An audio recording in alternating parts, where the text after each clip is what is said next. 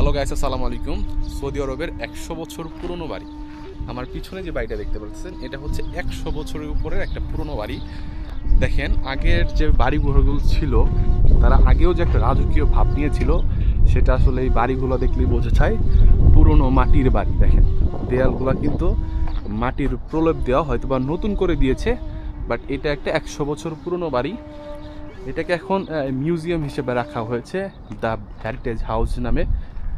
এইটা হচ্ছে গেটগুলো দেখেন কত ছোট। পাশে হচ্ছে ওই যে গাওয়ার যে কেতলিগুলা, সেগুলো রাখা, দুই পাশে দুইটা। এখানে একটা সৌদির টেলিফোন আছে, ডিরেক্ট ম্যানুয়াল টেলিফোন, ফোন করার জন্য। দেখেন, সৌদি আরবের পুরোনো বাড়িগুলো একটু রাজার টাইপের ছিল। তো আমি দেখাচ্ছি আপনাদের একটু ঘুরে ঘুরে আশেপাশে, চলেন। এখানে একটা পুরোনো গাড়িও রাখা আছে। এখানে একটা সাইনবোর্ড লেখা আছে যে 100 বছর পুরনো একটা বাড়ি। দেখেন, অনেক বড় বাড়ি, কিন্তু একদম পুরো একটা এরিয়া জুড়ে আসলে এই বাড়িটা করা।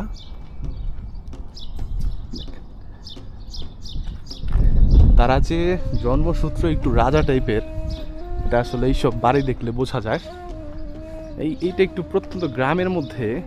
তো দেখেন পিছন সাইডটা দেখেন, রাস্তাগুলো দেখেন, যে এদেশের বাড়িঘরগুলোও এমনই হয়। একটু কালারগুলো হচ্ছে যে ধূসর টাইপের, ধুলা কালার আছে না, ধুলা টাইপের কালার। এখন পর্যন্ত যত বাড়িঘর করা হয় এরকম দেখেন, একদম মাটির প্রলেপ দেওয়া পিছনে। এখন পর্যন্ত যে বাড়িঘরগুলো করা হয়, এগুলাই কালারগুলো দেওয়া হয় যে এই যে একই কালার। এরা হচ্ছে আমাদের মতো লাল নীল হলুদ সবুজ যে কালার, সেই কালারগুলো ব্যবহার করে না। এই দেখেন, এখানে একটা নতুন বাড়ি, এখানে একটা নতুন বাড়ি, সব হচ্ছে একই কালার। ওই যে মরুভূমির যে কালারটা আছে, সেই কালারটাই তারা হচ্ছে ব্যবহার করে। তো এই হচ্ছে 100 বছর পুরনো বাড়ি। ভাবলাম আপনাদের সাথে একটু শেয়ার করি যে পুরনো কালচারগুলো কত সুন্দর ছিল। এইটার মধ্যে ঢুকতে পারলাম না, হয়তোবা রাত্রে খুলে ইনশাল্লাহ আর একদিন এসে আপনাদের ভিতরের পুরো জায়গাটা আমি ইনশাল্লাহ দেখাবো। সো ভালো থাকবেন, আসসালামু আলাইকুম।